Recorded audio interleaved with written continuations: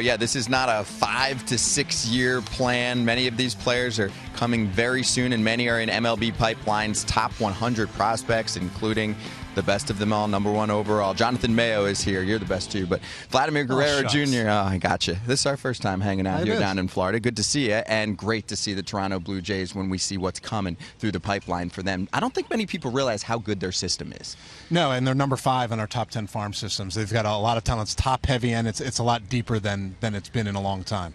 So let's start with Vlad, shouldn't we? Who? Vladimir Guerrero Jr. Oh, yeah. How many times have you heard that name? When's he coming? How good is he? You guys gave him an 80 grade hitting-wise and had never done that before. That's the first time we've ever done. I literally was looking at thesaurus to try to find more superlatives to talk about Vladimir Guerrero Jr. It is legitimate. I mean, I'm always skeptical when a guy gets talked up that much, but he is as good at pure hitting prospect as any of us have ever seen, and we all just can't wait for him to get healthy and get to the big leagues. And then the guy that Dero was talking to right behind him, Bo Bichette, who is somehow underrated a little bit because of Vladdy's shadow. But this guy, not only is he an unbelievably tremendous hitter who keeps getting better, but he's come early to Florida. I mean, he's from Florida, but to camp to work on his defense because he's not satisfied with just hitting. He wants to be an everyday shortstop, and this is a guy who entered pro ball with some questions about that. Those questions are now gone. And then right behind him, we've got another hitter, Danny Jansen, also in our top 100. He's going to graduate off the list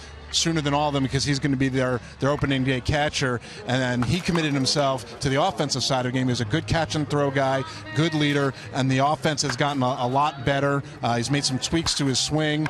He's seeing the ball a lot better. All those things adding up to a trio of really, really good hitting prospects. All three of them very mature approaches at the plate. Yeah, yes. Absolutely. Yeah. Okay, so I'm a prospect nerd. I've been paying attention to the guys that you've been mentioning. I didn't realize how good some of the pitching is in this system too. Yeah, I mean, they have 5 guys on the top 100 total, and the next 2 are both pitchers, and we haven't seen much of them for a variety of reasons. The first guy is Nate Pearson, who was their first-round pick from 2017 and really didn't pitch for all of 2018 because of injuries, and then went to the Arizona Fall League, and all he did was hit 104 on the radar gun during the Fall Stars game, and the stuff was legit. He's been in camp here looking good, really working on developing his slider, so he's got a true out pitch beyond the ridiculous fastball that he has.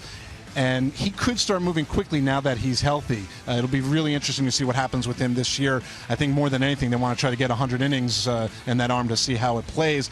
And then behind him is Eric Pardino, who's from Brazil. He's tiny. Those 2 things don't normally add up to top pitching prospect, but this is a guy people remember from World Baseball Classic qualifying back in 2016. He was 15 years old and competing against much, much older competition, and he's got stuff. He's got poise. He's got command that belies his years, and he'll probably hit full season ball this year. And even though he's that undersized right-hander, the stuff doesn't play like it. You got Blue Jays fans excited. Give me a year. When is this all coming together then for them?